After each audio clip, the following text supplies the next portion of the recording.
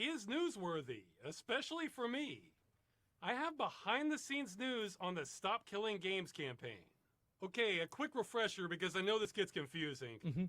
I founded the Stop Killing Games movement to challenge the legality of publishers destroying games which you've paid for. This has involved a lot of things, which I've shown in slides before, and that includes assisting with the European Citizens Initiative, which is the biggest thing going on with it right now. However, I am actually not the founder of the European Citizens Initiative. I didn't know that. That would be a group of volunteers whom I'm in touch with. I'm ineligible to have an official role in the initiative. Oh, because you're American. I'm just a major promoter of it. It's always been something separate. That's part of why it's called the Stop Destroying Video Games Initiative instead of the Stop Killing Games movement. So with that in mind, it was recently shared with me that the Stop Destroying Video Games Initiative has received a serious accusation from an anonymous source. The EU Commission relayed a complaint of it committing 2 violations. Yikes! Of false no-funding declaration and systematic concealment of major contributions. This declaration appears fundamentally incorrect based on publicly documented evidence of substantial undisclosed professional contributions to the campaign. Well, this is all news to me, but I don't know everything that's going on with the initiative. Yeah. What's this about? Oh, it's about me. I'm the evidence, everyone. What? Evidence of undisclosed contribution. Ross Scott's public statements. There have been many weeks on the campaign where I've been working 12 to 14 hours a day to keep things moving and get signatures. Scott's own admission. I've been running a rickshaw carrying people to the destination. What? What do we have here? A quote, there have been many weeks on the campaign where I've been working 12 to 14 hours a day to keep things moving to get signatures. Damn straight I have. That is true. Yeah. I've been running a rickshaw carrying people to the destination. What the fuck? Yes. Yeah. I did say those words. It's unclear to me if the accuser thinks I've literally been running a rickshaw service or not. And you know what? I'm not going to tell them. They can guess that for themselves. They're doing a lot of guessing in this. You'll see. Media interviews identifying me as handling the standard day-to-day work of running the Stop Killing Games initiative and described as the primary strategic decision maker and public spokesperson throughout the campaign. Okay, this is somebody said that you did this? And that means you did it? reaching. Since I apparently need to spell it out, when I say the initiative will do this or will do that, this is stupid as fuck. that's me assuming the initiative members are on board with what I'm saying and me taking my best guess. Yeah. I've even said before on video, the initiative members are not a hive mind. They can disagree with each other, including me.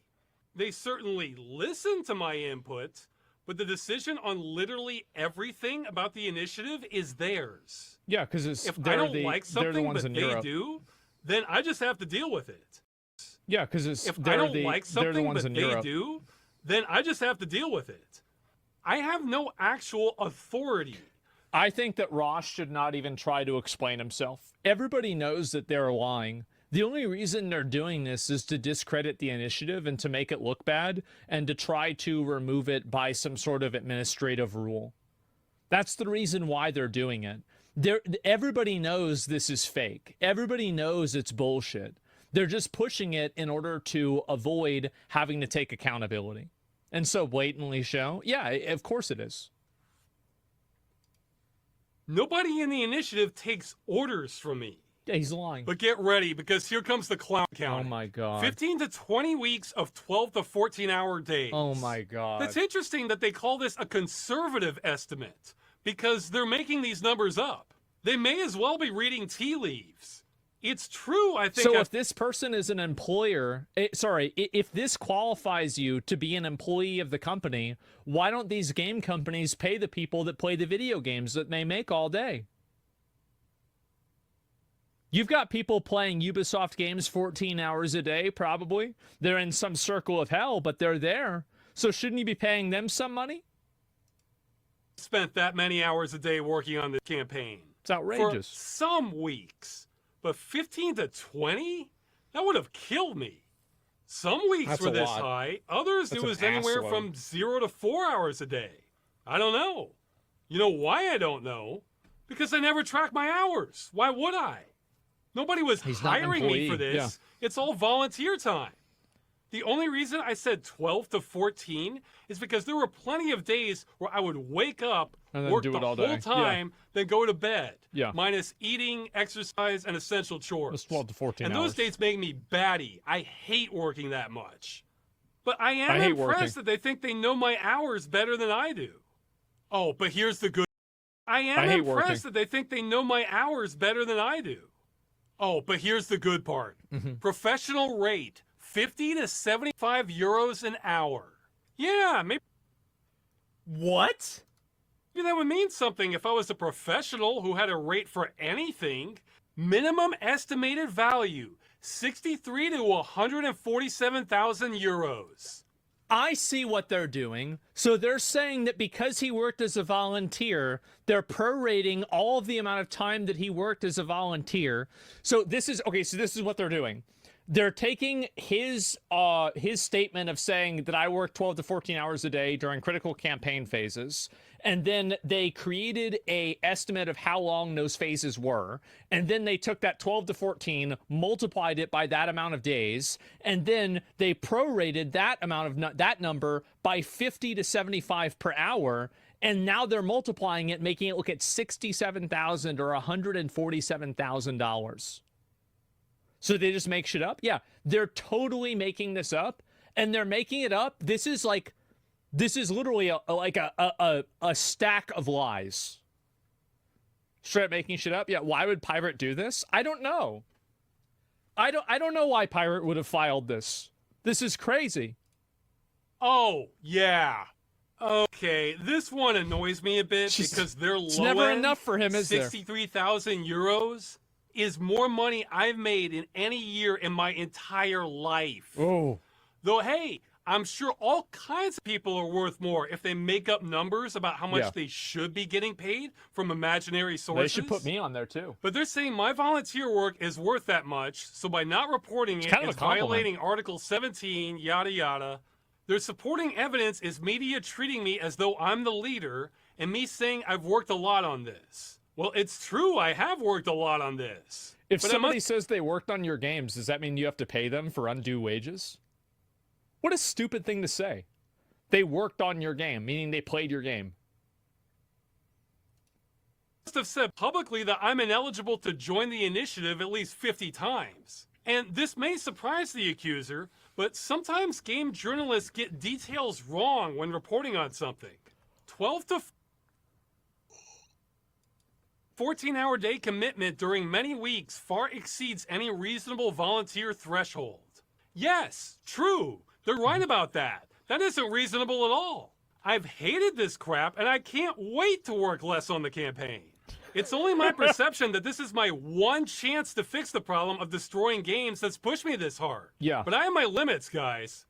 Professional time investment constitutes quantifiable in-kind contribution under transparency regulations. I guess Keep in mind, all of this is under professional time investment constitutes quantifiable in-kind contribution under transparency regulations. I guess keep in mind, all of this is done in bad faith. None of these people that are filing this complaint actually believe what they're saying. They're just trying to do this so they can get a quick administrative win and somehow like compartmentalize the initiative inside of that administrative error and then get rid of it entirely through that.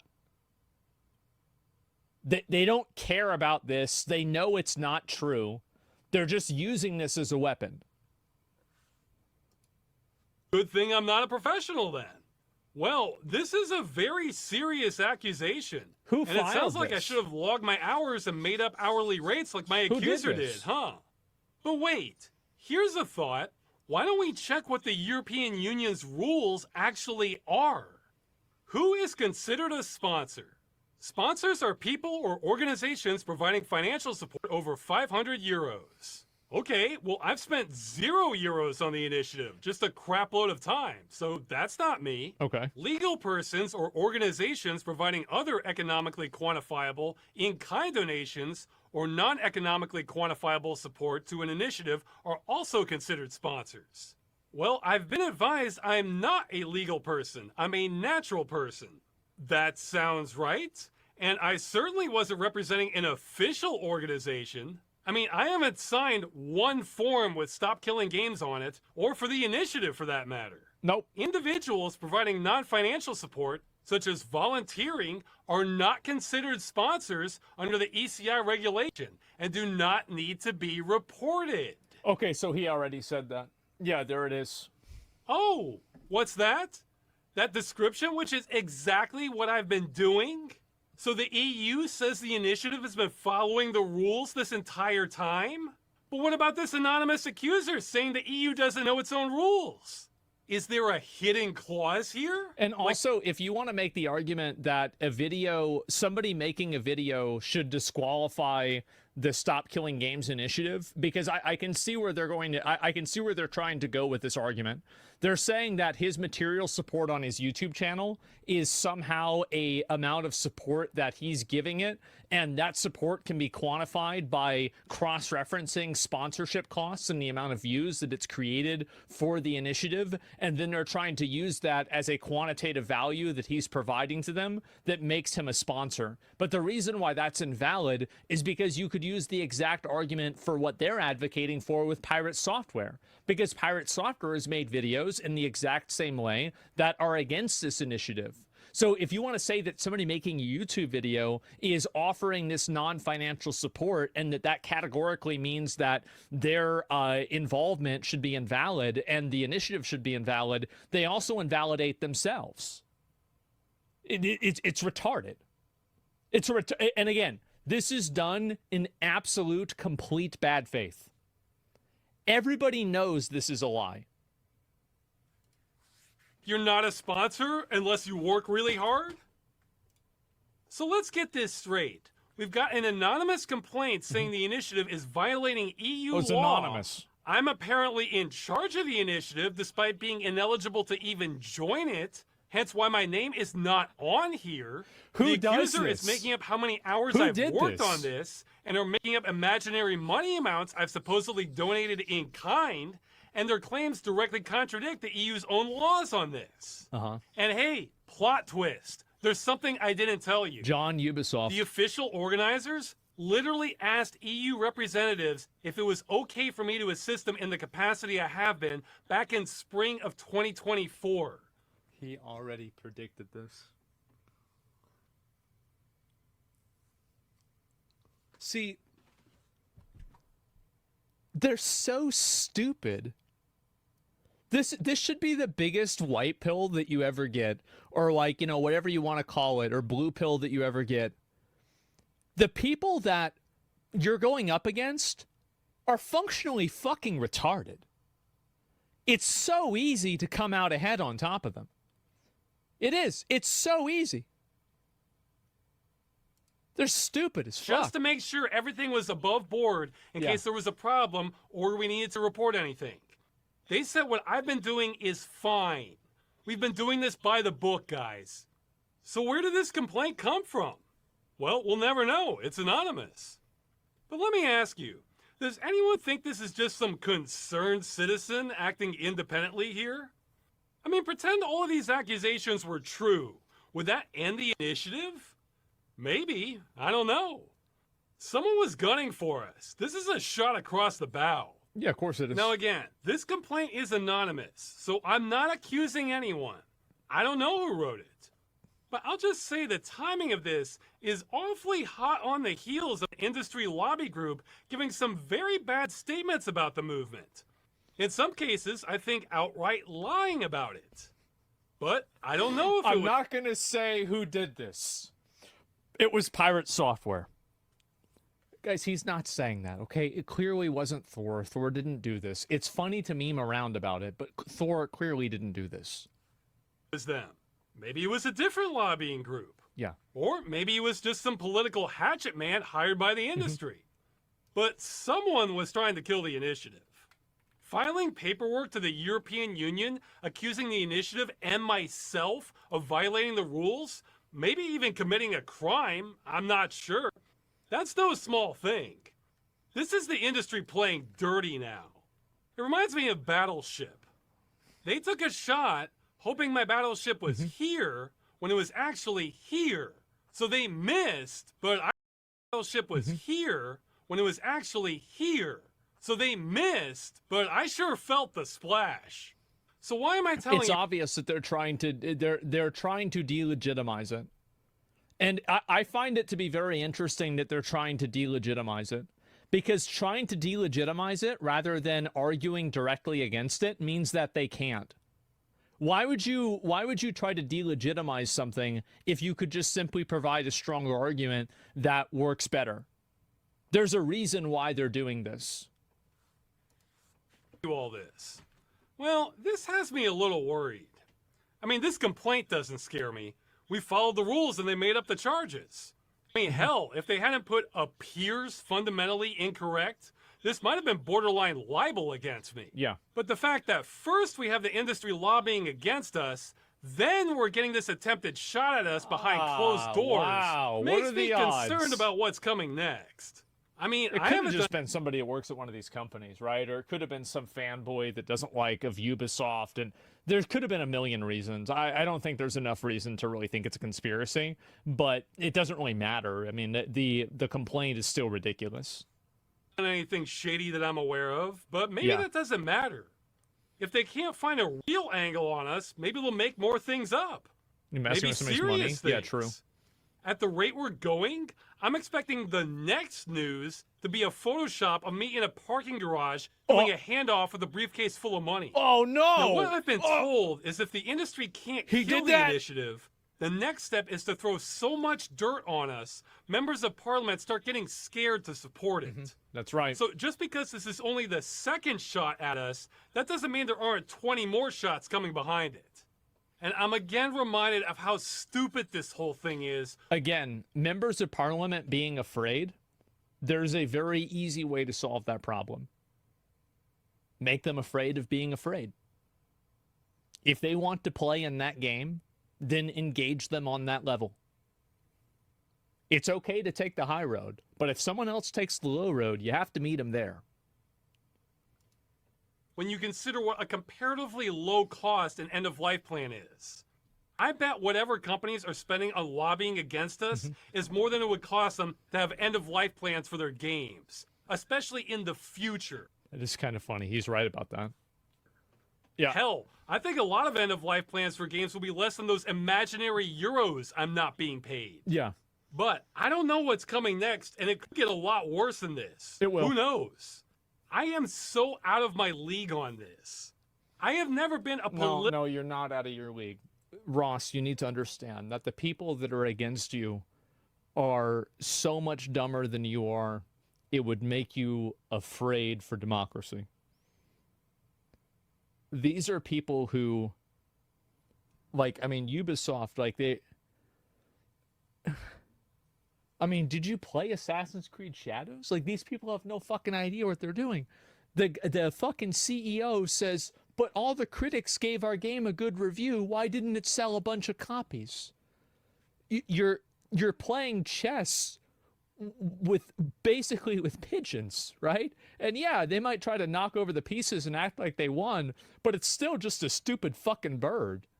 Don't ever think that you're out of your depth here. There's this crazy idea that people have that the ones that are running these companies are actually these like clandestine, brilliant minds that have a higher level of understanding of the world. No, they're not.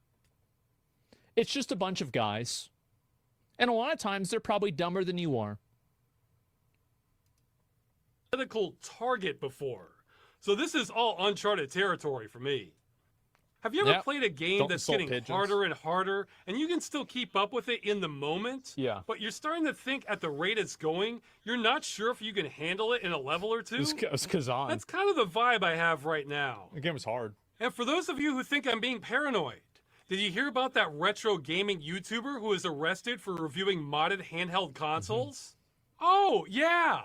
That doesn't hit close to home for me at all. No. I mean, I don't have any handhelds, so I guess I'm safe there. But Was what sued about... and raided by the Italian government. Consoles were seized and channels may be closed for promoting piracy of copyrighted material.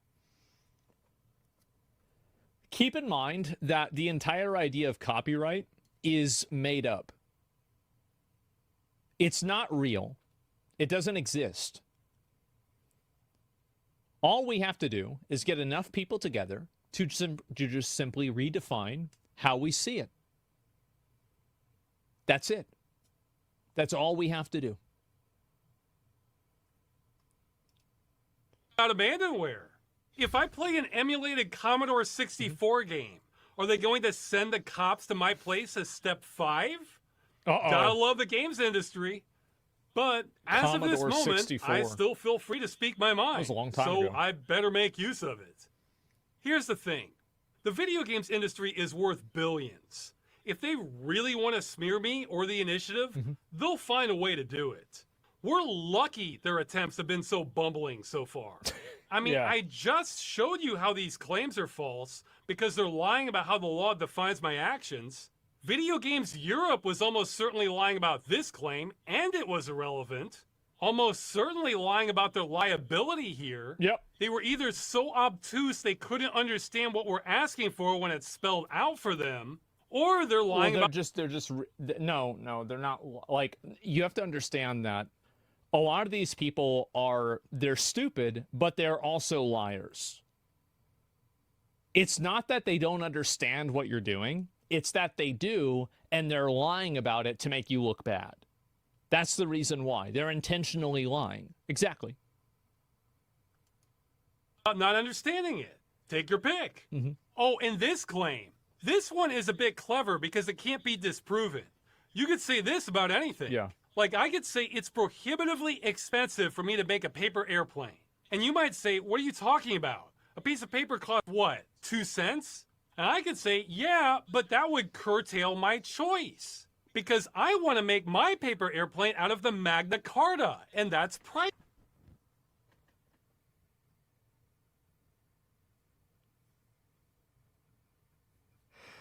Oh my god, I love this. Is Jesus Christ. Priceless. Thus, Yeah. it's prohibitively Wow. expensive for me to make a paper airplane. I guess so. I guarantee you that's the kind of logic they're using here if you were to really dig into the details. Oh, and let's let everyone know this lobby group isn't even representing its members that well. BeamNG says Yeah. they weren't consulted by Video Games Europe and disagree how with their convenient. statement and behavior. Even Epic Games, yeah, that small company, you probably haven't heard of them, has come out saying that they're currently non-committal on this. So Video Games Europe wasn't representing them in their statement either. So if they're not even So, consulting wait a second. Epic Games hasn't lobbied or opined on the law. I guess our logo is the picture above because remember, it's various trigger. Actually fucking based. Based him. Him openly saying, like, yeah, we're not a part of being against this. Yeah, like, I really wish, like, by the way, I talked to somebody from Epic Games, and I complained about their fucking launcher right to their face. I was like, why is it that you guys can't get the launcher right? Why can't you do it? Why does it have to have all these updates and this stuff? Like, people don't want this. Nobody wants it. That's why everybody uses Steam. And I'm not going to tell you what they said. But, you know, we'll see what happens. Because they don't care. They do. They do care. I had a very frank and honest conversation with them. And I left the conversation feeling more confident that Epic Games would improve. Europe wasn't representing them in their statement either. So if they're not even consulting their members, who the hell are they representing exactly? Okay, some news as I'm editing. Ubisoft has responded to stop killing games. I was not expecting that. It's a lot of misdirection. I'll try and speedrun this. Okay, this is irrelevant. Of course. We're aware of your terms. It's not yet determined if they're legal or not. This is also irrelevant. This part is true. This is a widespread problem in the industry. Yep. The only thing unique to Ubisoft is they're trying to get away with this crap as a French company. Okay, even the EU Commission wouldn't commit as to what... I wonder how games journalists will approach the Stop Killing Games initiative once it actually starts being talked about seriously. Because I think that games journalists will side with the video game companies over gamers in order to continue to have their privileges. And so I'm wondering if they will try to attack the credibility of people like me or Ross, or they'll try to make different types of arguments about the viability of this as a baseline. I think that they'll probably just call me a racist and call Ross, a paid operative. I think that's probably what'll happen. whether these types of games or services or not when It'll lend them asked. way more credibility so to cover it call positively. These games services, yeah, I know. That's why I know they legally, won't. They might not be. Services tell you when they end. And the endless support argument. Okay, I'm undecided. If this was a senior developer saying this, I would 100% call this misdirection. I mean, hey, this looks awfully similar to that comment from Video Games Europe about endless support. This could be the industry's new playbook. If they can pretend to not understand what we're asking for over and over again, maybe they're hoping that will change the narrative. However, this is a CEO saying this, so maybe he really doesn't know how these games work. Hey, if so, he wouldn't be the first CEO to not understand how his company's products work. Hey, you gotta give it to him though, right? They say a captain goes down with his ship. I can't tell if he's just trying to gaslight everyone, or if he just doesn't know how these games are made, so he thinks they would need endless support. He committed. I kind of hope he actually Yeah, doesn't he could put know. skin in the game. Anyway, That's right. the point here is there's a lot of lying and shady stuff going on from the games industry against Stop Killing Games. And I guess now, me too.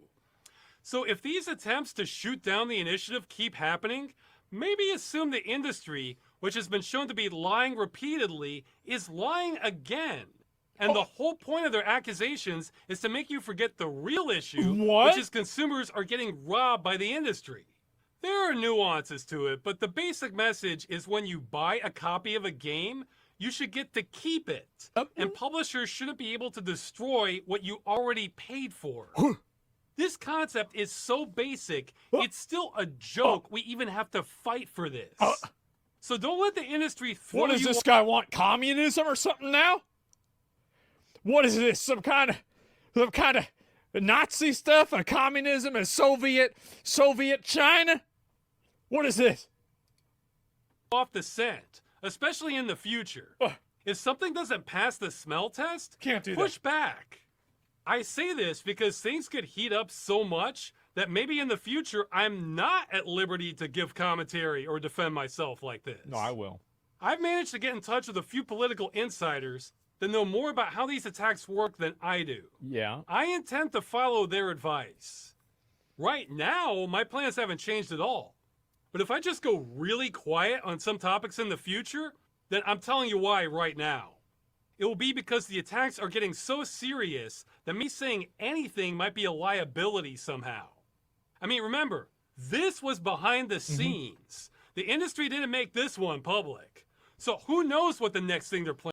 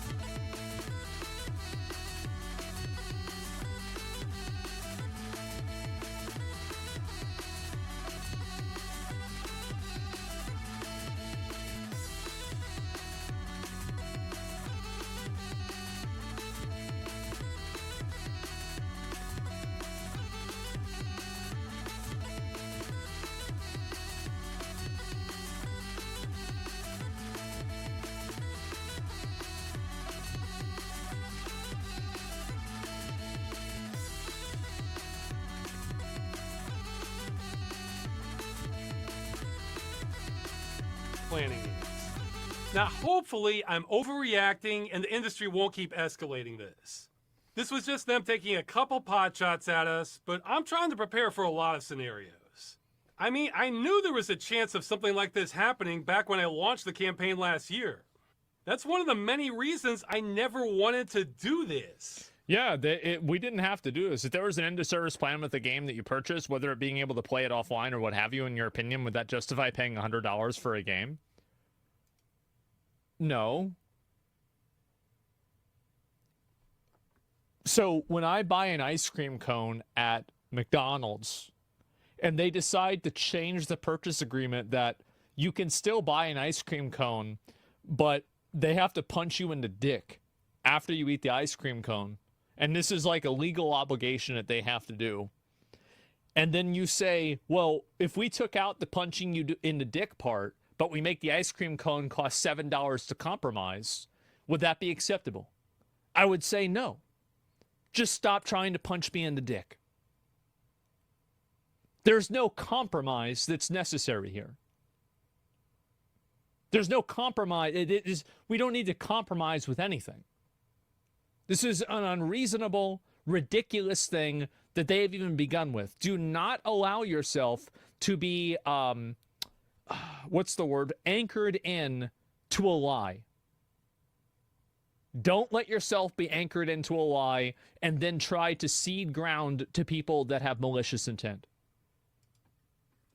At least this is just me trying to get the most bare minimum common sense regulation in the games industry and not trying to be a whistleblower on the defense industry. Yep. That would be bad. Okay, to end this on a lighter note, despite all this mess, we've been getting more and more support from European members of parliament. Wow. Here are some I've been informed of, though some of these I'm pretty late finding out. Marketa Gregorova's was from last year, actually. Some of these I'm pretty late finding out. Marketa Gregorova's was from last year, actually, and had cool promotional art and everything. That's what, 4-bit color? Yep. But the big one is Nikolai Stefanuta, a vice... You can see, by the way, all of these guys, like, guaranteed, if this is a European guy that understands this problem, this dude has played Counter-Strike before 100%. They know what's going on because they play games. President of European Parliament. Yep. Throwing his weight behind the initiative and saying he signed it himself. He's 43. Yeah, he okay, absolutely... I'm the wrong person to judge social media effectiveness, but 85,000 likes on Twitter would sound like a good day to me if I was a politician. This is what I mean about easy wins for politicians, guys. It's funny that he was right. Thor thought that, it was disingenuous or cynical to say that. But, I mean, again, welcome to politics. Politics are in a lot of cases disingenuous and cynical. That's why they filed this motion to try to invalidate the movement because of a misrepresentation of Ross's initiative. Keeping it real, most people don't care about video games either way. So this is pretty safe politically. Yep. But for the people who do, Stop Killing Games is advocating for a very popular position that's in line with existing consumer protection laws and is narrowly focused. So this isn't going to cripple the industry either. The industry is fighting this because they'll fight anything that requires them to do something. Yep. Stop Killing Games is about as safe and popular as it gets in politics. It is.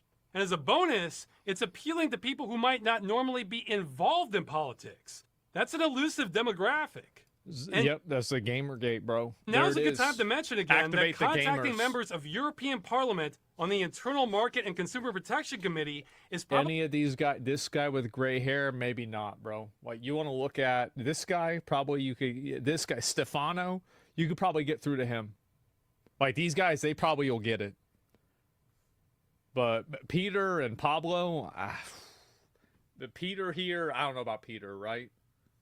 He's bald, it's hard to say. Probably the best thing we can do to push back. Yeah. Though I've received conflicting information on which parties to contact and what subject lines to use.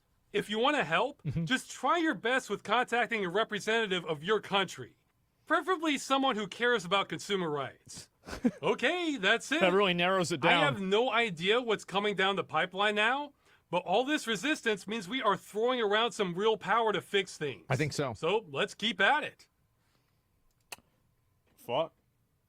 I mean, I definitely I totally agree with everything you say. I do. I mean, like, obviously I completely support Ross, and I think that it's disgusting that they're trying to maliciously misrepresent him as some sort of advocate. I'm gonna link you guys to the video. Make sure to give it a like, give him a sub. Cursed Farms.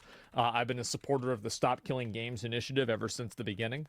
And yeah, I'm really glad to see this, and I'm glad to see him pushing back on it, and I'm also glad to see them pushing back on Ross, because them pushing back on Ross means that there is going to be some sort of action. And new billiard news about PlayStation scamming? Yeah, I don't know.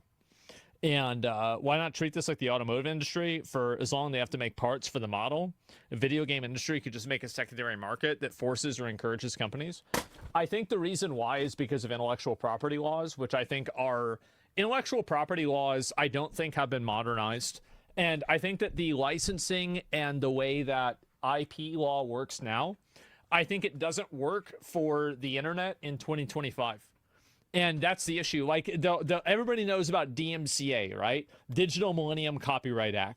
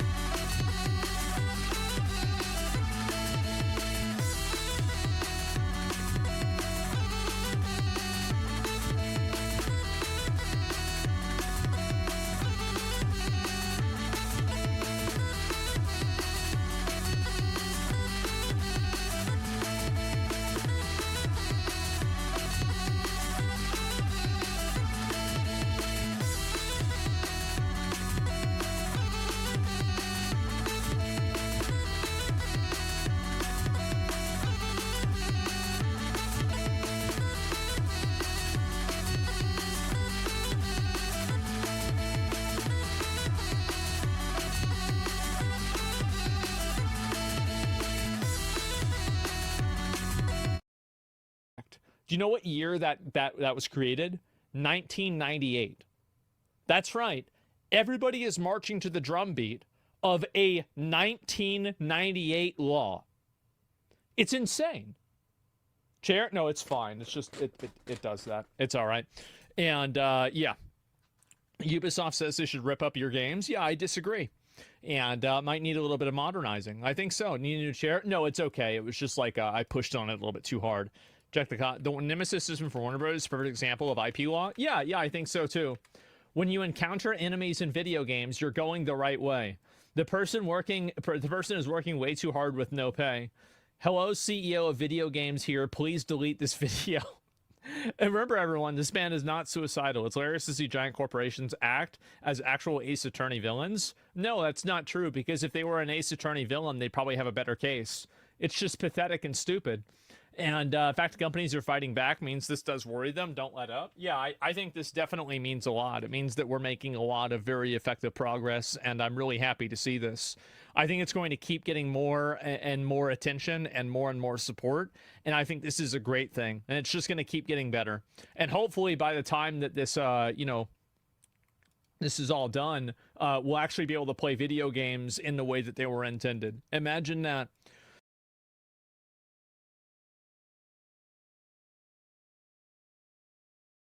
So this is the payment processor thing. We'll take a look at this. I haven't talked about it before, and we'll get into it. Imagine a world where your credit card company decides what games you can buy on Steam. I don't need to imagine a world. That's the world that I live in right now. That's the world that we are living in at this exact very fucking moment.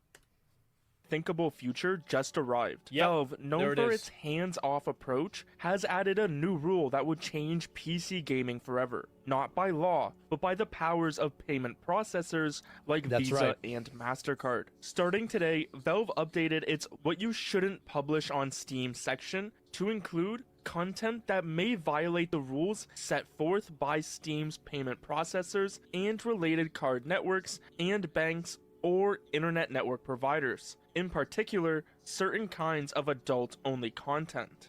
In my opinion, I don't think payment processors, especially right now, given the way the market is, should be allowed to decline service for anything that is not illegal. So if something is not against the law, I don't think that a payment processor should be allowed to say, we are not going to give you service for this. And here's the reason why. You can see that in this logic, payment processors are effectively utilities. And they're utilities in the same way that electricity is, the internet is, water is, etc. Imagine if the water company could shut off your water if you liked a certain kind of porn that they disagreed with. Imagine if your electric company could turn off your power because you have a political viewpoint that they don't like. It's insane. It's an insane... Like, it would be crazy. Imagine how it would happen. How do you regulate the market then? You just say that you can't decline payment for something that's not illegal. It's simple. What do you mean?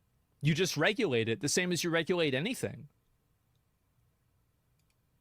Vague line has already been used. It's a slippery slope? No, it's not. It's not a slippery slope at all.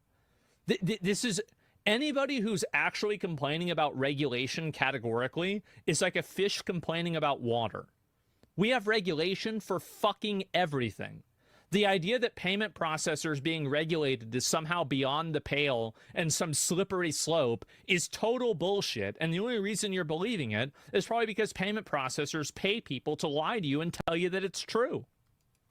IMDb has reported the removal of a bunch of games, mainly the ones with slope because they're themes. stupid. While Valve hasn't explicitly named the names of the reason for this happening, Yeah. unconfirmed reports and industry patterns strongly point to major players like PayPal, Visa, This is and huge. MasterCard, the most popular payment methods on Steam. There were even unconfirmed rumors about PayPal's temporary unavailability on Steam pointing to this, but I Yep. couldn't find anything that confirmed this was directly tied to PayPal. One group, Collective Show, a campaign for women, seems to be the ones mainly responsible. Well, it's just a bunch of crying Karens that are complaining and getting mad. That's all it is. It's collective shout.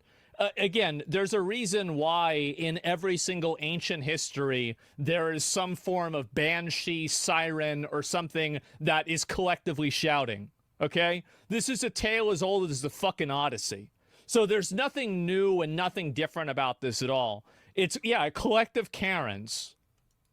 Released several articles and open letters to these payment processors making claims about the games on Steam just within the last few days. So as these companies took note of this letter and told Valve they were going to leave the platform, Valve was left with adding this rule and giving these payment companies a bunch of power over Steam. And you can see how these payment operators, like, they're basically controlling a like a very, very core part of the transaction process, and they are the gatekeepers of what content is allowed in a society that I think is supposed to be free. It's a crazy power move. It's a massive power move. Oh no, you can't play your cringe version porn games? That's right, and I should be able to. I've never played a game like this in my life, and I never will. I think they're pathetic and weird, but I don't want to have a payment processor tell other people what they can and can't do. And if you can't understand why that's a problem, you're just a retard. New rule is important because it's not just a small tweak, it's a fundamental change to Steam, as now these payment processors or other companies like internet providers have direct influence on Steam and what games are allowed on the platform. For many, this is a big worry. If payment companies can decide what adult content is allowed, people are asking, what stops them from deciding about other things next? This is where we get They should not be using any degree of discretion with this at all. Unless it is literally illegal, they should be compelled by law to process payments for it. It is not their job. And also, by the way, if they're not compelled by law, then they also should be held accountable for any payments that are processed that are illegal. Like, you can't have it both ways. You can't be able to exercise discretion and edit in and, you know, decide what you're okay with and what you're not okay with, and then simultaneously say, oh, well, it's not our fault if somebody uses our system wrong. No, it's either one or the other. You either are making decisions and you're held accountable for those decisions, or you operate as a service and you serve people. You can't have it both ways. To a slippery slope, where one small change could lead to much bigger, unwanted changes down the road. Now, it's important to understand that Valve was likely left with— This is not the first time this has happened. This has happened multiple times in Japan previously.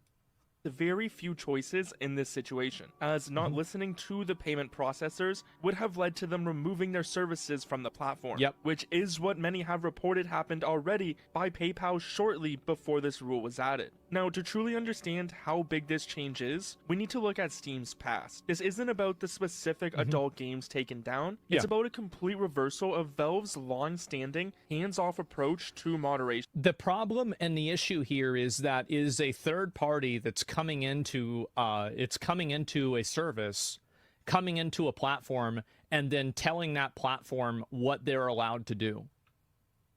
That's the reason why it's a problem. Banning sex games for adults? Yeah, it's ridiculous. Before, Steam allowed a lot of games on the platform, as long as it wasn't outright illegal. The main times Valve would take down a game were if it had some malware inside, broke one of the very few Valve rules, or a specific government requested to get it removed. Valve's position with modern Valve rules, or a specific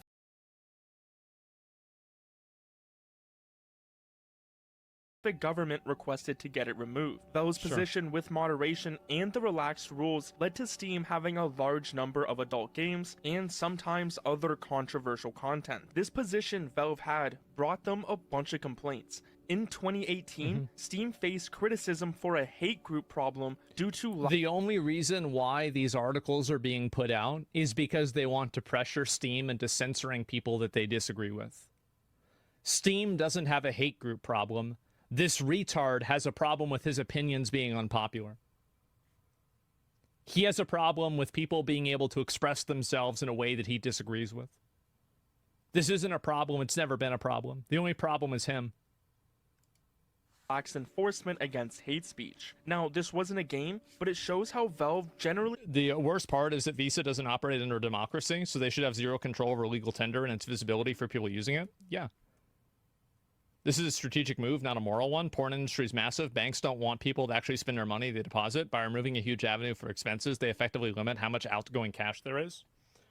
That's clever. handled I moderating don't think it's true, across the though. entire platform. In December 2022, U.S. Senator Maggie Hassan even questioned Valve's efforts regarding Nazism, white supremacy, and misogyny on the platform. No, this is all they do, is they complain and they cry and they try to talk to the manager and look for some sort of way that they can okay, sorry about that. I don't know what's going on. Sometimes I have like hiccups and things like that go wrong, but that's life, I guess. It's how it is. Led to another U.S. senator. Anyway, what I was saying a minute ago before I got distracted is that these people, all they're going to do is they're going to just complain and cry and get mad, and they're just going to try to pressure and take away things that they don't like. That's what it is. And again, these people don't care about anything being anti-Semitic. They're probably reposting things that are anti-Semitic right now about Israelis. The same people that are complaining about this. So I don't even think that anybody should take this seriously even for a second. Thousands of groups that spread anti-Semitic, Nazi, or gender hate, never been on the internet, never played old online games. Well, the reality is that I don't want, this is my outlook. I don't want the internet companies to create a quasi-government that applies rules that transcend the legal requirements. I don't want to live in that world. I don't think that we should have to. And the funny thing is that we don't. But it's just that the companies are taking advantage of, and they are effectively having their cake and eating it too. They are enjoying the privileges of not being held accountable for the bad content on their platform, while at the same time being able to weaponize their platform to push their agendas.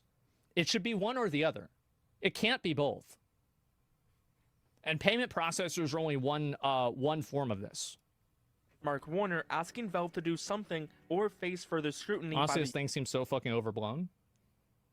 It's not. the U.S. government. But Valve usually just ignored these complaints and requests for stronger Nobody moderation. As long as nothing was outright illegal or broke their existing rules, they generally wouldn't intervene with the content on their platform. So now, Which is what actual players want. payment processors Nobody cares about some random fucking mentally ill activist on Twitter and what she thinks about Steam. Nobody gives a fuck what she thinks. It doesn't matter. no longer just handling your transactions, they're becoming content gatekeepers with massive power over what can be bought and sold online. The thing is, this isn't just a Steam issue. This is happening all over, showing a clear pattern. We've seen major hits in Japan's anime and manga market. For example, this is what I'm saying, right? This is not the first time they've done this. platforms like Soruga and Manga Library Z were forced to remove adult content or even shut down because payment processors demanded it. Another Japanese platform, DL Site, even tried to fight back, temporarily blocking Visa and MasterCard to keep its adult content available. Just this year, payment processors in Japan started holding back money from adult game creators on Steam. This was such a big deal that it led to an official investigation by the Japanese government into these payment companies and their practices. Japan should just not allow these companies to function and to do service inside of Japan if they keep doing this. Really, just like don't allow them to function at all.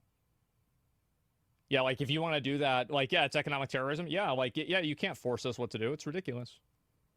It's not just Japan either. OnlyFans in 2021 famously announced that they would ban all sexual content because of pressure from their payment processors. That didn't happen. Until they reversed the decision. Patreon too has faced similar issues in the past. So as we're seeing with Steam's new rule, this isn't just Valve's problem. It's a widespread issue showing how these powerful payment companies like Visa and MasterCard are deciding what gets sold and what doesn't across the internet. The thing is, now we're seeing this first step. If payment processors can now influence certain kinds of adult-only content, the real question is, where does it stop? It doesn't stop. It just keeps going, because as soon as people realize that they can pressure, like as soon as people can find the weakness, the weak link in a chain, they will go after that weak link. And if they feel like they can bully and start attacking payment processors to force them into like, you know, getting mad about these games or like shutting these games down, shutting down service, they will do that because to them, they don't care, right? They're just trying to make people do what they want. The big concern for many people. If these powerful companies Give an inch, can take a block mile. one type of content today, what prevents them from moving on to other types tomorrow? Could it be games that talk about different political topics? What about games that tell stories some people might find controversial or challenging? Could they even push for changes on games that don't fit certain beliefs, even if they're perfectly legal? Theoretically, yes. Is now wide open. Before, Steam decided, but with Valve's new rule, these payment processing companies and others like internet providers now have a huge say for what's allowed on Steam. This means they could in the future decide what games you buy, not based on laws, but on their rules. That's right. This is a big deal because the problem is that, again, it takes away the democratic autonomy that a society is supposed to have. And it gives it to a corporate overlord to effectively dictate what you're allowed to see. And that's the reason why this is such a huge problem. It's because it effectively takes away people's ability to communicate and to engage in freedom of speech and freedom of expression on the internet. And it's being done in a way that's not democratic. It's not voted on. I don't think it's necessarily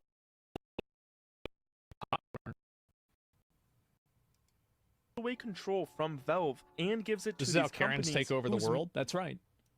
main job isn't about games or art, but about Small back F. Yeah, I don't know why it's happening. I think that the IRL toolkit thing is having issues. I'm not sure.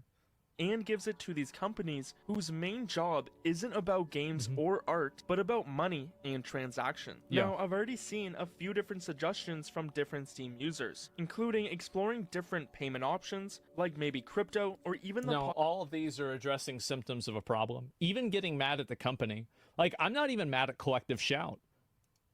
possibility of Valve developing its own payment system. No. Think of a Valve Pay to get around No. these restrictions entirely. Valve's new rule, which is directly influenced by powerful payment processors, card companies, banks, and internet providers, marks a big moment for the platform. There he What do you is. think Valve should do? Should payment processors have this much power?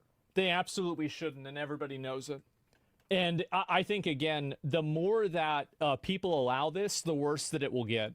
Because the more that they can exercise their control.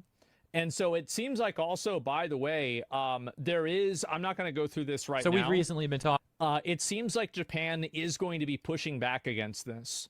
And that in 2024, Japan Fair Trade Commission will conduct on-site inspections of Visa. In my opinion, here's the truth. All of these companies are just nothing. Like, they're nothing. Like, if they want to deal business and they want to do business in these different countries, they need to follow the country's laws. And I think the problem isn't Collective Shout. There will always be a new group of retarded Karens that get together and they lobby for some sort of change to happen, right? The problem is not them. The problem is the fact that it works.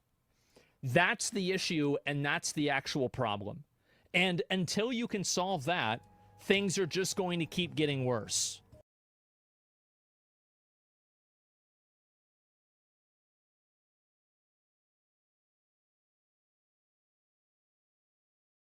I'm not talking shit. So why is it?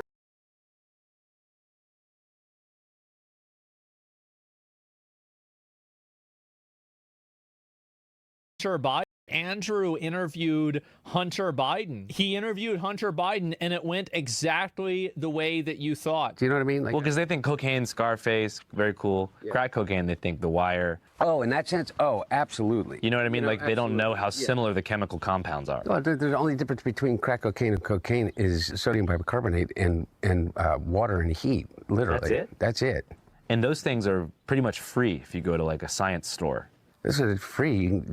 You can go to your neighborhood convenience store and just get Anyway, I don't want to tell people how to make crack cocaine, but it literally is a mayonnaise jar, cocaine, and baking soda. How different is the experience? It's vastly, vastly different. And like for real, I feel really reluctant to kind of have some euphoric discussion. I know you're not asking me to do that, but have some euphoric discussion about crack cocaine. I think this might be kind of the opposite here. Okay, no, it's the exact opposite. I'm saying I don't want to have the experience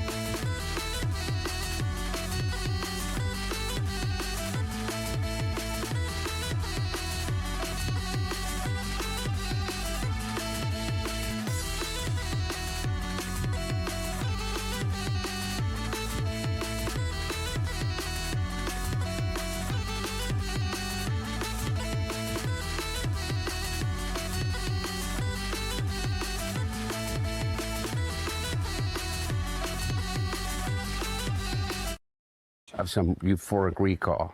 That's how powerful crack cocaine is.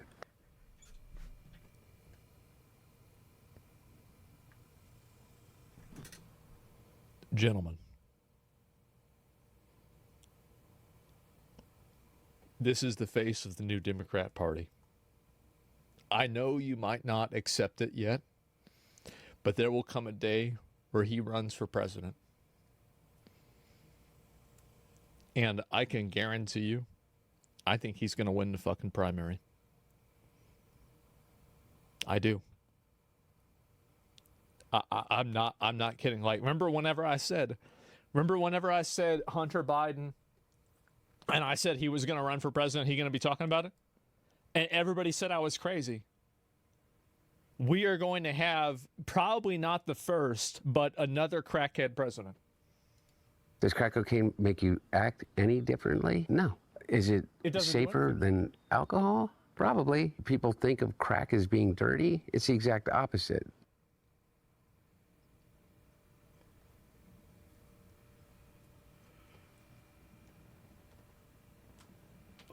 Oh, yeah. Oh, yeah. That's right. When you make crack, what you're doing is you're burning off all the impurities. I'm not going to explain how to make crack, but when you're making crack, so what you do is... So that it combined with the sodium bicarbonate, which makes it smokable. That's all. You know, all of these actors and, you know, people in the past that talked about they had a problem with cocaine and freebasing. They were smoking crack. So straw on the stove is the same thing. Not exactly, but close to it. But it's a little bit different. But anyway, no. This guy, bro, like... Cocaine is sodium bicarbonate. All the impurities, 3 really important things. True is that there's a thing about crack that is really insidious. And what it is that anytime, you know, I think one of the reasons that they believe that smoking cigarettes is so addictive is... Somebody said this is like LeBron talking basketball. Because it combines 3 really important things. It's habit forming, there's an oral fixation, and there is a ritual combined with it. And so the idea of hand to mouth is a habit and a fixation that we learn very early, even as children.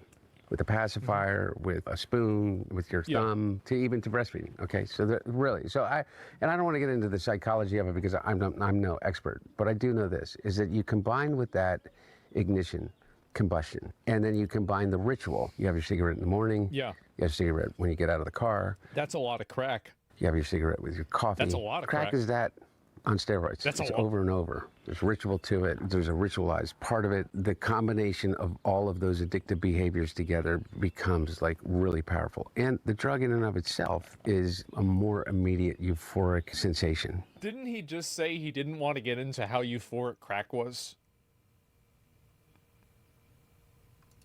And connected to it than, in my experience, cocaine alone. Does it require more frequency to maintain the high? Yes. Yes. And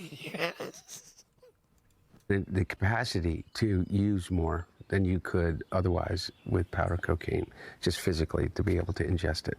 So you're kind of saying that cocaine reaches a certain plateau of euphoria, crack takes where you can't necessarily get any higher. In my experience, yes. This is like a PSA. If you want to completely, utterly fuck up your life, you know, I don't think that anything is necessarily, oh, you do it once you're addicted. But there's about the closest thing that... He's like, well, you can do crack once if you want to see what it's like. You'd be fine. Don't worry about it. Statement could be true would be with crack cocaine. At least he's honest about this. And what's so crazy is he is just straight up with it. That's what's so wild about this. He just goes and says this shit. But fuck him. Fuck him and everybody around him. I don't have to be fucking nice. Number one, I agree with Quentin Tarantino. Fucking George Clooney is not a fucking actor. He is a fucking, I don't know what he is. He's a brand. And by the way, and God bless him. You know what? He supposedly treats his friends really well. You know what I mean? Buys them things. And he's got a really great place in Lake Como. And he's great friends with Barack Obama. Fuck you. What do you have to do with fucking anything? Why do I have to fucking listen to you? What right do you have to step on a man who's given 52 years of his fucking life to the service of this country and decide that you, George Clooney, are going to take out basically a full-page ad in the fucking New York Times to me and James Carville, who hasn't run a race in 40 fucking years, and David Axelrod, who had one success in his political life, and that was Barack Obama. And that was because of Barack Obama, not because of fucking David Axelrod. And David Plouffe, and all of these guys, and the Pod Save America guys, who were junior fucking speechwriters in, on Barack Obama's Senate staff, who've been dining out on the relationship with him for years, making millions of dollars. The Anita Dunns of the world, who's made $40, $50 million off the Democratic Party. The thing is, yeah, he's actually cooking. Now, what's he cooking? Well,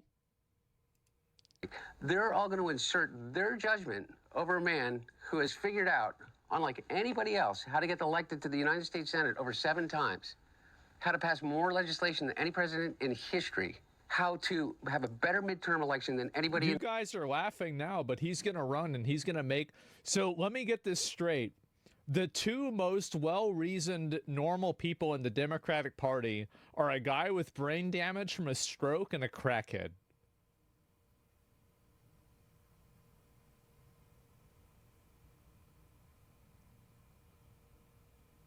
Wow. History, and how to garner more votes than any president that has ever run, and they're going to replace their judgment for his. Not to mention Who's Jake Tapper's audience? Jake Tapper? my mom or something. I don't know. Well, I don't know. Yeah. For real though, I don't even think.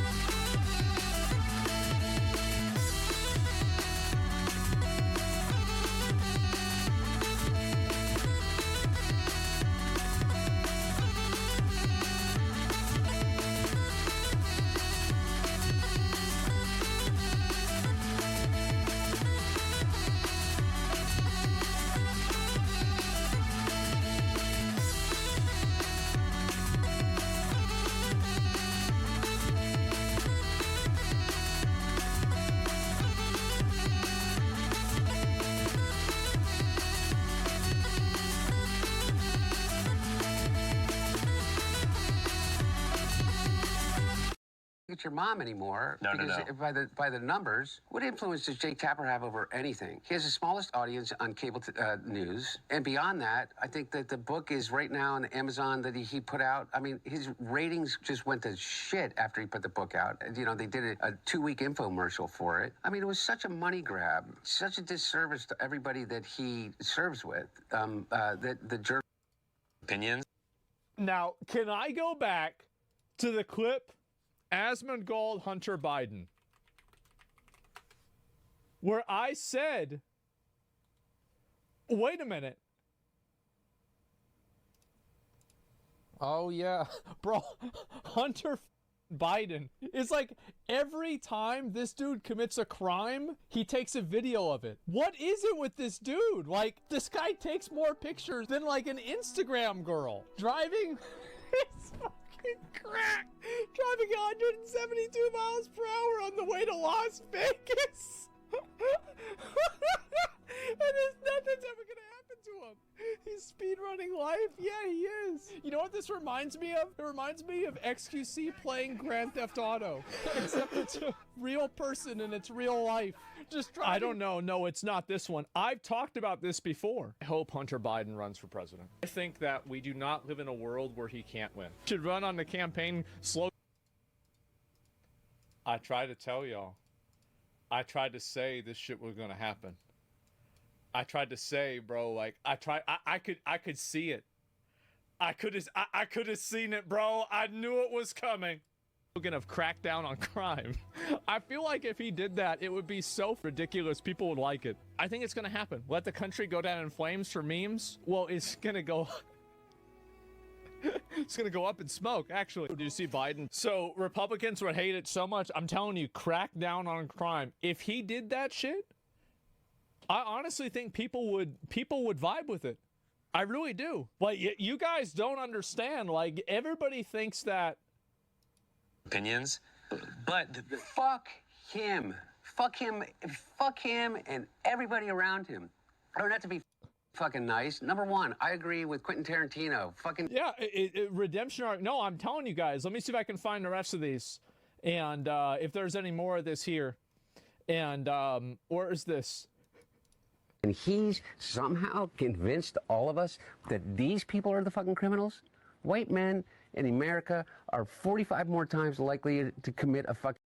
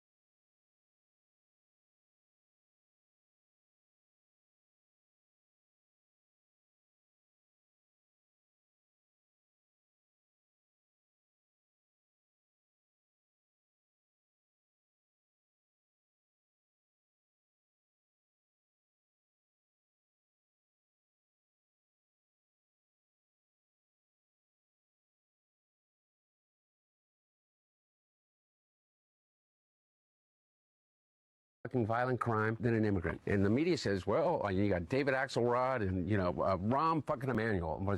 So fucking smart, Rahm Emanuel. And said, we got to understand that these people are really mad. And we got to appeal to these white voters.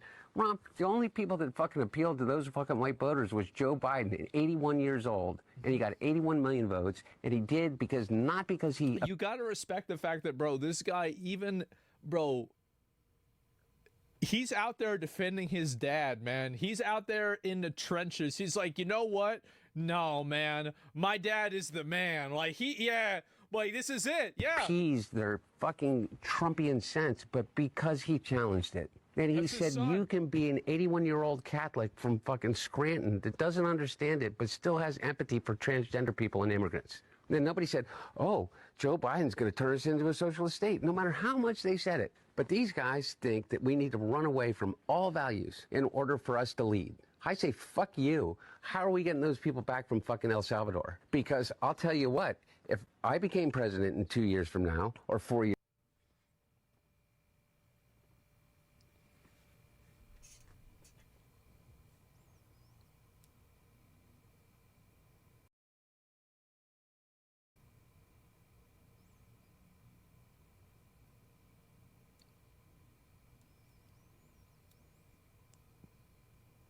I told y'all. Everybody thought that I was crazy. Everybody thought I was a madman for even suggesting this. years from now, or 3 years from now, I would pick up the phone and call the fucking president of El Salvador and say, you either fucking send them back or I'm going to fucking invade. It's a fucking crime what they're doing. He's a fucking dictator thug. Bukele or Trump? Both. Yeah. He's a fucking dictator thug. Bukele or Trump? Both. Yeah. Both. Oh my God. I think that Hunter Biden, this is the worst part. I think Hunter Biden in this interview makes more sense than most Democrats. I think he does. I know. People say he's retarded. I know that. I know that. Yeah, he does. Low bar to clear. That's scary as fuck. He does. And I'm telling you guys, he's saying things. He is. And so Hunter accusing people of being criminals is hilarious, though. Well, he's not a criminal. He got a pardon. What do you mean? Yeah, he didn't do anything. Yeah, he didn't do anything wrong. What do you mean? What's wrong? What's the issue? It's scripted for presidential election for sure. I think, and I'm going to tell you guys what's going to happen, okay? Nobody wants to hear this, but somebody has to say it. And I tried to tell you 2 years ago. I tried to say 2 years ago, Hunter Biden is going to run for president, and it's not gonna be a joke. People are not gonna be laughing about this, right? It's gonna be a legitimate thing, and it might take 4, it might take 6, but it's gonna happen. And make crack great again. Crack down on crime. There's so many of them, and like the thing is, I think that he has. I'm not even kidding you. I think he's got a chance he could win. At least win the primary. I think he could. I'm gonna say it.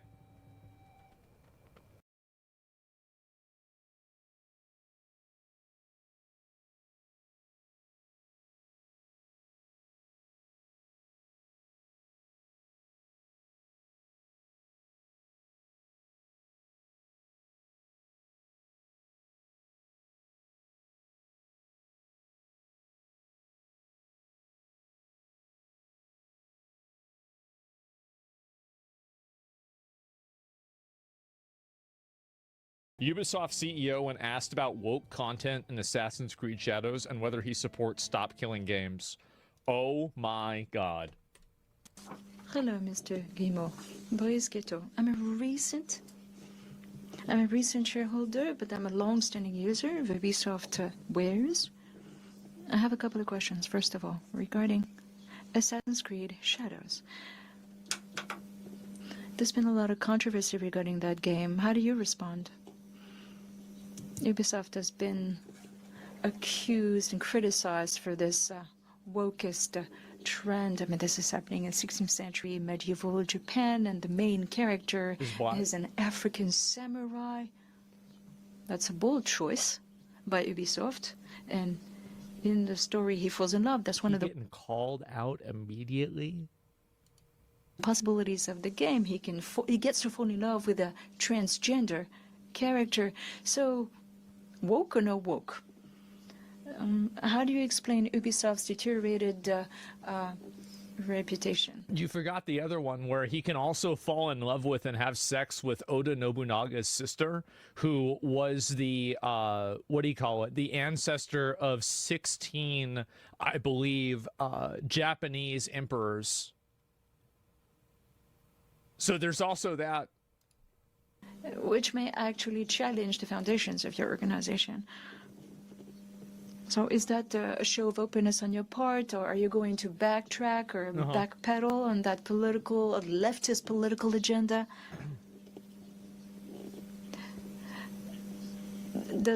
Is there room for the entertainment world for this kind of stance? Secondly, what about accusations that video games are being killed and there's this petition? Who this woman is based? What the fuck? Thousands of signatories. Oh my god. How do you make sure that games remain playable and accessible even after server support is discontinued? This petition was initiated in 2024 after Ubisoft announced the end of server support for The Crew. Yeah. A game bought in 2010, and now in 2024 the servers have shut down and the game can't be played anymore. So do you support that petition? Yeah, stop killing games. At the end of the day, when players buy an Ubisoft, when they buy an Ubisoft game, do they own it? No. Or is there a chance that they might no longer be able to play the game years later? Thank you for those questions. Let me start with Assassin's Creed Shadows. There's one thing you need to consider. When you get to play the game, you understand.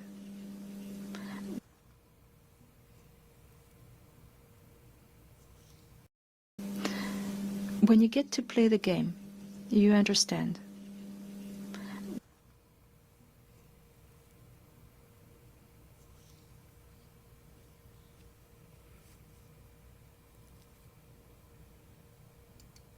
That the game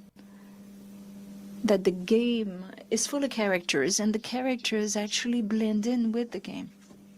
No, they don't. That the game is full of characters.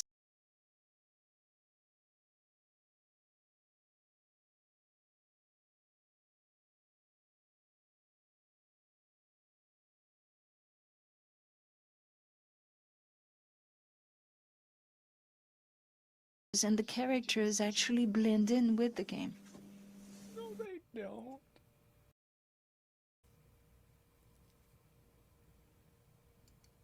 That the game is full of characters, and the characters actually blend in with the game. No, they don't. No, they don't at all. What do you mean?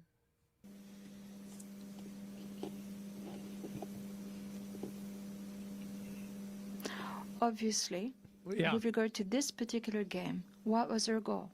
We wanted to showcase characters with heroic journeys. Everybody wants to play a hero's journey. You shift your circumstances and you become something more. And it's a very powerful expectation from games. This is a hero quest. It's over, bro. And it doesn't just apply to Ubisoft or manga series. It's so over. This is an actual character. This is someone who really existed. Yeah, but like the guy that you used to source, like, didn't the guy get exposed for like making up stuff in his book and then quoting himself on Wikipedia, and he got banned from Wikipedia because he was like fucking making shit up? Like, yeah, our sources are no, my source isn't that I made it the fuck up. My source is that he made it the fuck up. Okay, it's totally different. And showcasing that character has been extremely successful.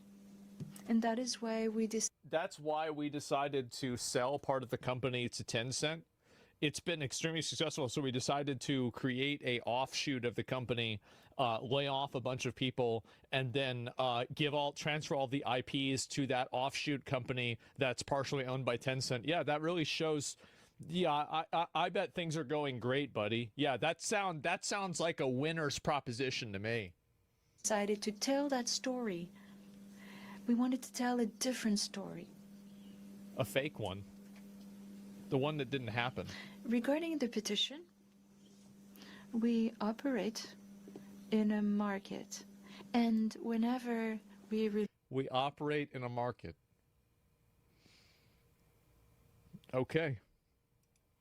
release a game, we provide a lot of support for All that right. game. We also provide Okay. a lot of services to make sure that the game is accessible and remains playable 24/7.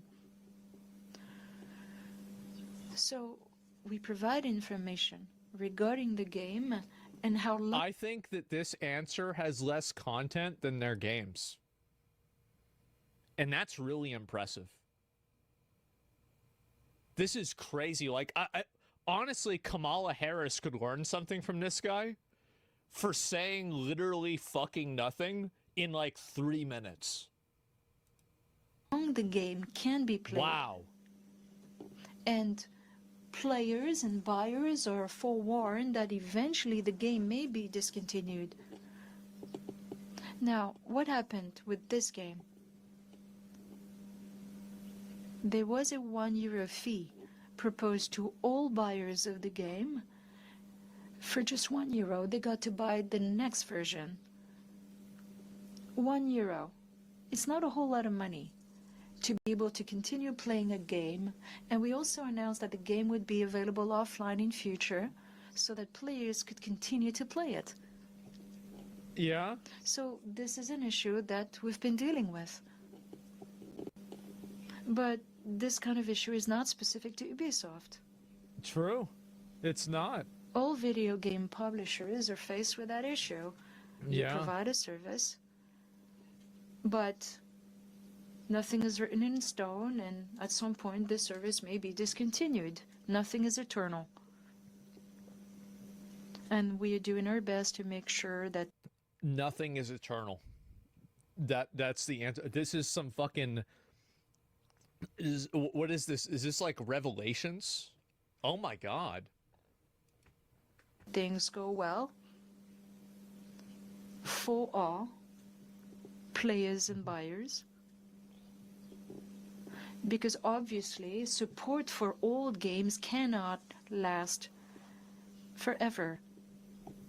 But that's an issue that we're working on. That's something that the industry at large is working on. Yeah, no, they're not working on it. They're working against it. Has impact on players. What But do you clearly mean? that's something you need to factor in.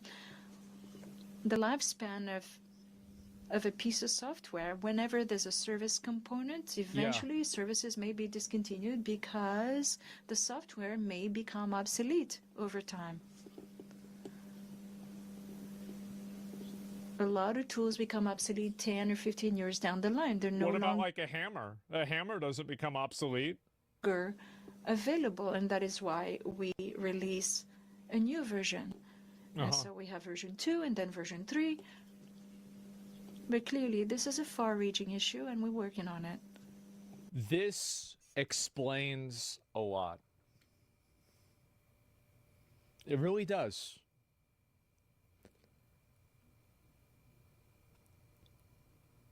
Wow. How the fuck, like that's incredible. This was 6 minutes of bullshit. This is probably the worst answer I've heard ever since Kamala Harris.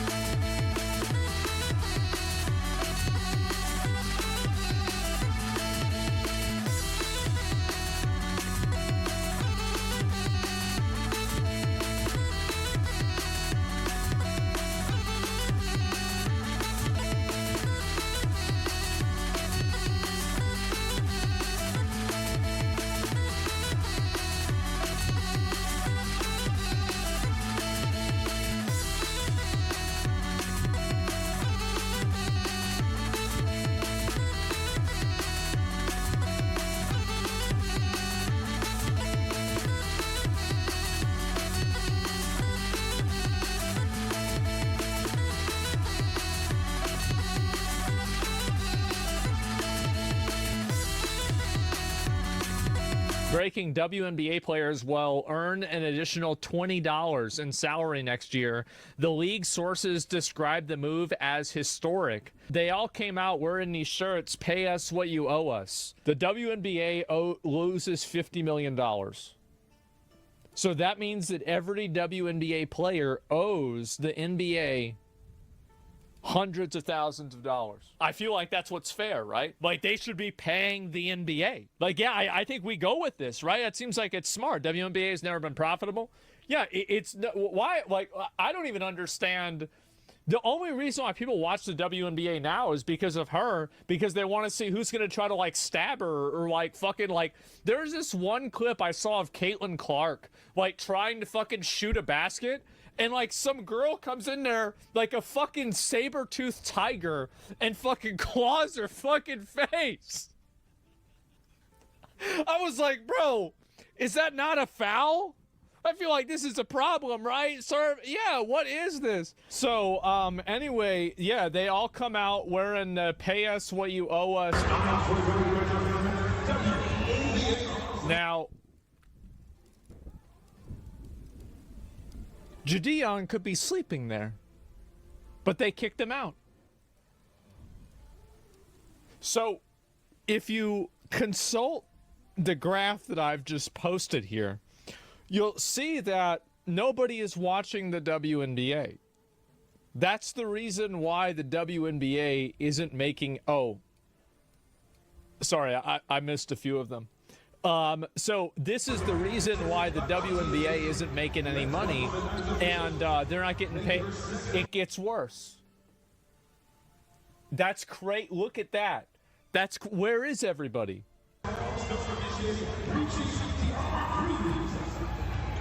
That's insane.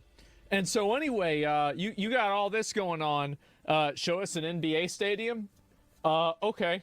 Yeah, let's take a look at an NBA stadium. That's crazy. Look at all the people there. Wow. Bro, like, there's all those... Damn! Look at that. They got everybody. It's the Lakers? Yeah, exactly. Well, these people are the pond. And so that's the problem. And so anyway, WNBA players demand to be paid what they're worth. That's crazy. Look at all the people there. Wow. That's great. Look at that. That's where is everybody? That's insane. And so anyway, you got all this going on. Show us an NBA stadium. Okay. Yeah, let's take a look at an NBA stadium. That's crazy. Look at all the people there. Wow. Bro, like, there's all those... Damn! Look at that. They got everybody. It's the Lakers? Yeah, exactly. Well, these people are the pond. And so that's the problem. And so anyway, WNBA players demand to be paid what they're worth, and now they owe the NBA $400 million. Well, there we go, guys. $100. I mean, I guess so. Look at the WNBA highlights from yesterday or a few days ago. Well, let me see if I can find, like, where the video is. Okay, so this is the All-Star highlights. Kiki Iriafen, unable to hit the three in the NBA All-Star game. And right away, Asia Wilson launching. Picking her way up the floor, Nafisa Collier. Fuck. Picking her way up the floor, Nafisa Collier. Long shovels into Thomas. Thomas misses the last time. Long shovels into Thomas. Thomas. Oops. Misses the last. Thomas misses the last. Three. Here's Angel Reese firing away. Off to Reese. Angel Reese has been on a tear of late. With the Mercury, Nate Tibbetts, their head coach, their system surrounding her and shooting. And as AT was telling us yesterday, they haven't even been fully healthy. Oh, man. This is the All-Stars game? That's crazy. Wow. Okay, so this is a recent one. Clark racing ahead, zips it to Bonner, spinning. Wanted a whistle, didn't get it. Where is it? Matchups between Reese and Clark. Is this it? It's away. Up into Caitlin. Wait. Strong on a three. And look out, Caitlin Clark pushes Angel Reese, and Angel Reese Gets right up into Caitlin Clark. Oh, jeez, bro. Like, who watches this? I don't know. Watch the first one. I can't watch all of these, bro. Like, there's another one right there. Fallout after this one, too. New reaction after this controversial foul on Caitlin Clark. Who does this? Clark's Indiana Fever taking on the Chicago Sky on Saturday. The Sky's Kennedy Carter hitting a shot, then heading over to Clark and shoulder checking her. The refs called it a common foul, but the league yesterday upgraded the call to a flagrant foul. Yeah, I bet it is. And so anyway, yeah, people are watching this. The only reason why people are watching this is they're watching for the crash outs, man. They're watching for the fights. Is there going to be a fight or somebody get hurt or something like that? Watch the first one. Let me see if there's... Okay, are there any good one? The hatred and jealousy of WNBA players towards Caitlin Clark has been clear due to the amount of cheap shots. What the fuck was that? Hold up.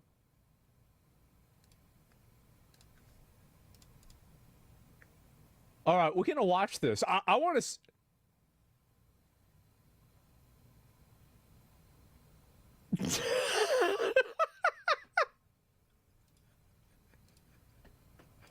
Oh my God! She's received so far. I want to.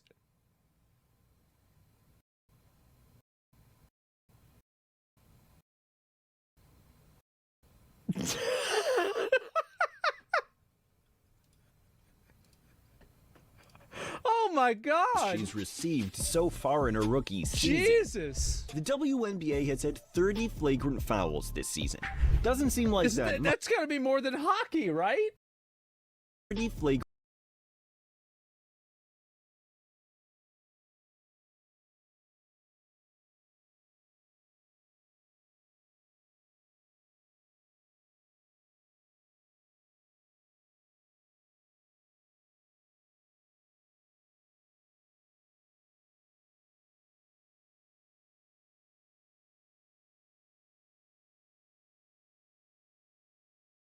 Fouls this season. Doesn't seem like that. That's got to be more than hockey, right?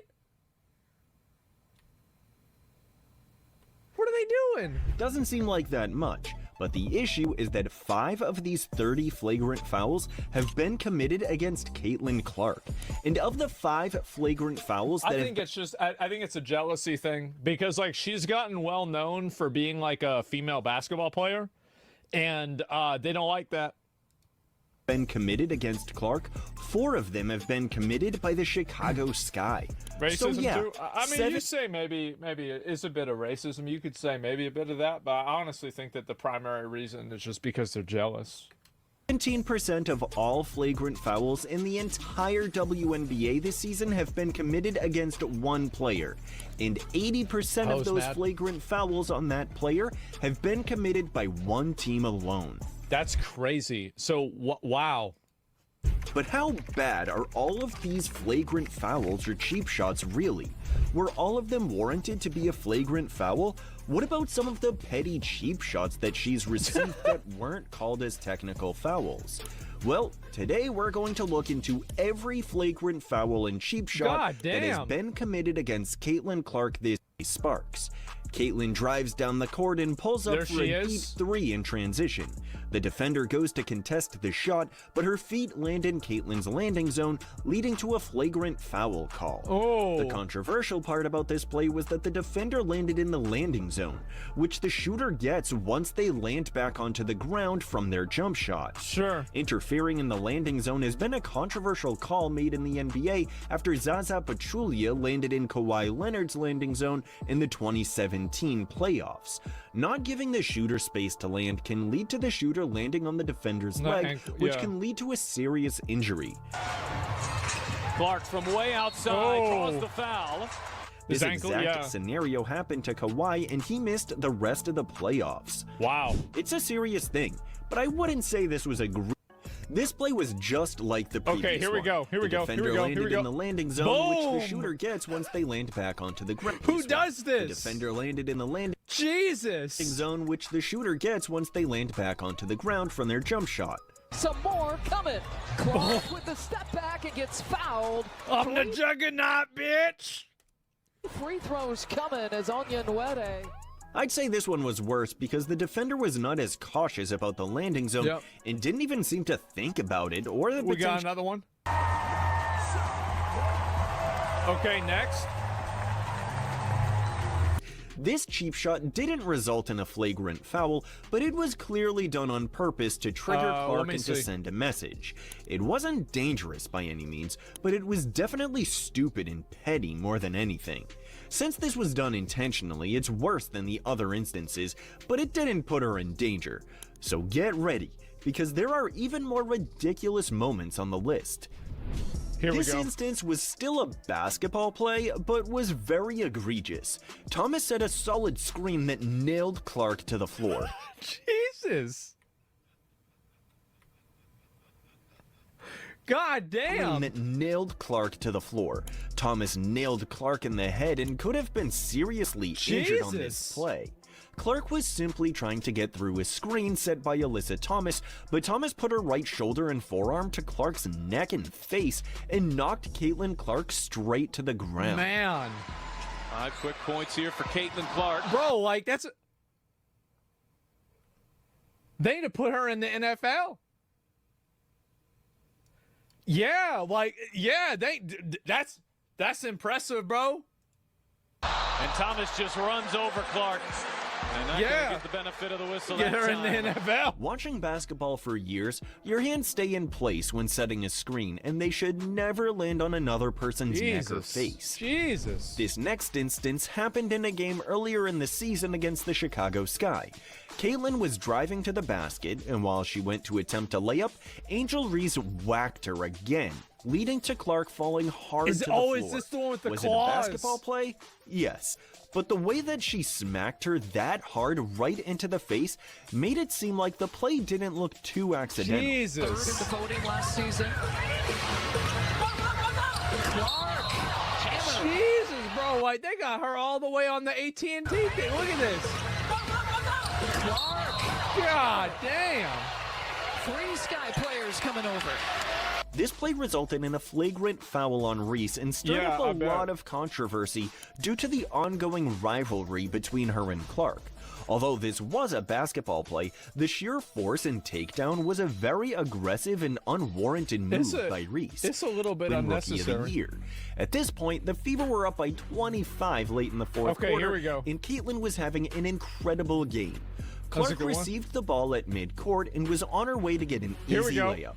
Then Diamond DeShields ran at Clark and intentionally sent her flying to the floor with a very intentional shove. It looks like DeShields runs and doesn't even attempt to slow down, and just sends her flying to the floor is insane to me. And then she goes, oh, how did that happen? Oh, what? Oh! Here's Clark. For 29 points, gets tripped up. How could this happen? This play was intentional, and a targeted cheap shot out of frustration from DeShields in the Sky getting their asses kicked by Clark in the Fever. Yeah. This play was the most recent flagrant foul called on Clark this season, and it was not one that seemed like You can tell, bro, she doing that shit on accident. Yeah. The most insane part is that fans and the media are promoting DeShields' behavior. Cheryl Swoops, who has been the biggest hater of Caitlin Clark, defended DeShields with a tweet defending DeShields after the flagrant foul. Now we have WNBA legends condoning flagrant fouls. It's really unbelievable. They just don't like the fact that she is well known and they're not. They don't. This is just like, this is, it's racism. Look, I do think that plays a role. I do. Now, they're never going to say that, but I think that's a fact. Yeah, I think it is. I think it's true. No one has been that's more not the only reason. Critical of Clark than Cheryl Swoops. She's been caught blatantly lying about Clark's records, age, and accomplishments, and it's stirring up so many issues in the WNBA community that she has now been taken off of the Fever's next game that she was. Damn, bitch, calm down. It's just a game. Damn, bitch. Like, what the fuck?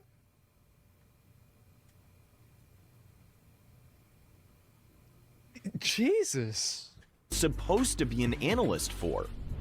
This final instance is the most ridiculous of them because it was a blatant cheap shot that wasn't even a basketball play, just a shove to the ground for absolutely no reason. Here we have Kennedy Carter shoving Clark to the ground solely out of frustration and jealousy. You can see Clark was just waiting the inbounds pass, but Carter runs up to her and knocks her right to the ground for absolutely no reason. I also won't forget to mention this ground for absolutely no. Look at her fucking face. Look at that woman's face. To everybody that's watching this is like, what the fuck? What the fuck? Why'd you do that? I also won't forget to mention this because I don't think many people saw this response to the play. Take a look at Angel Reese on the sideline as soon as Carter knocks Clark to the floor. Angel is clapping, cheering, and celebrating in response.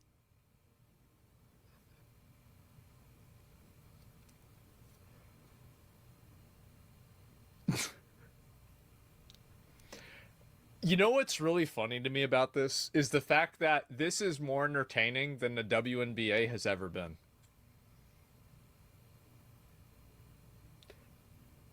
They should just get, you know what?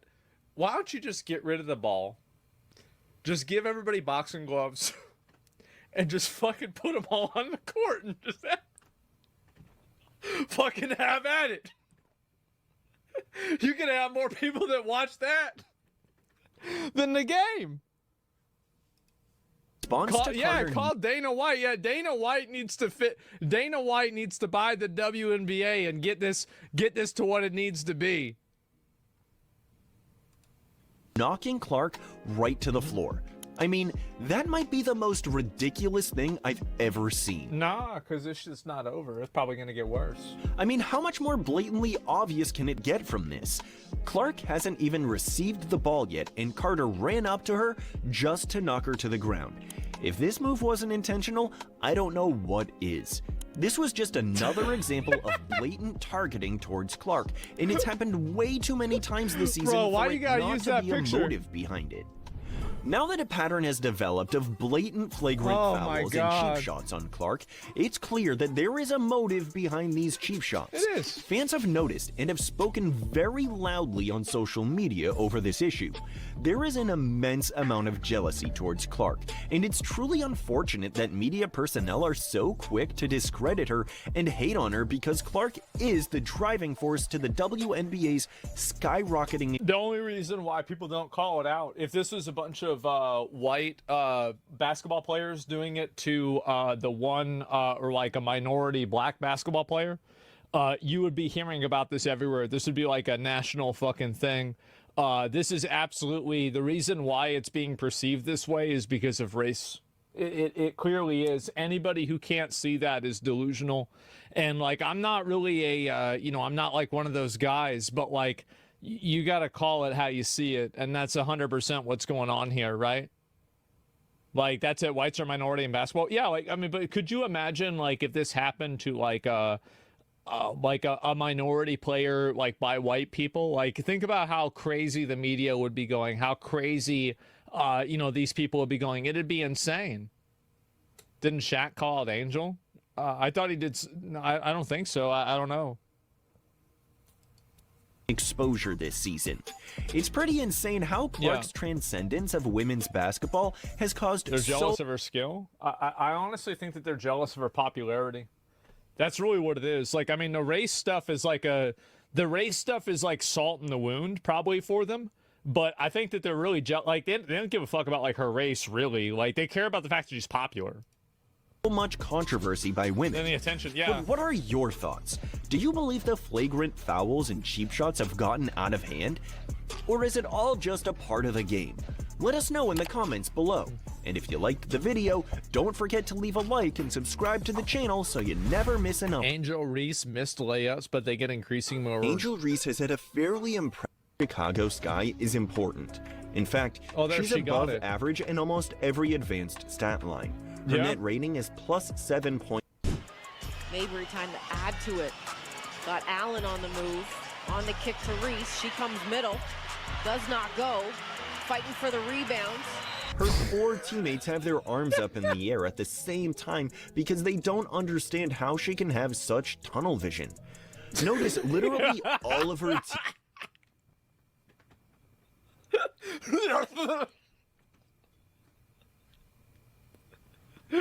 It's ridiculous. Yeah, I know. It's insane, man. It really is.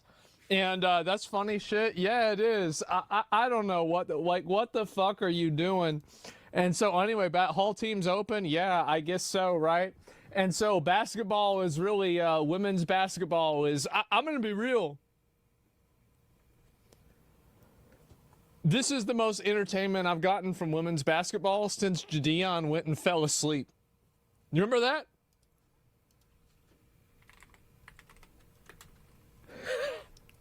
It's right there. Get up. Come on, sit up. Is it against the law to take naps? You can't even take a nap at the WNBA games. What is this? No, almost over. Here's your warning. If you're still right here when I get... I can't control it. You're not a little sleepy too? I got an extra headrest. Hey, tree fans. If you want to lay down, I got somewhere upstairs you can sleep. But you can't do it right here. Tree foul. But this is like the best area though. My doctor recommended it. No, he didn't. No, he didn't. Never. I'm gonna get some more Z's. Tree foul number 23, 8 weeks. Dirt. They first. They didn't like this, bro. They didn't like this at all.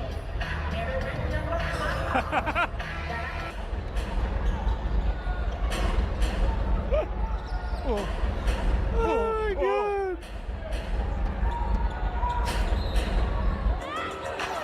Where's the part where he's laying down? What happened? Kind of sleepy. Are you a little sleepy?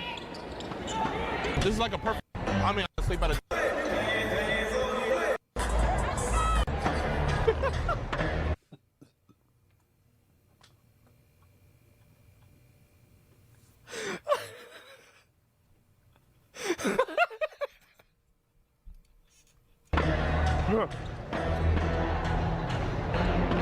Those are kind of loud. I'm trying to sleep. Oh my God. Let's go, Tree!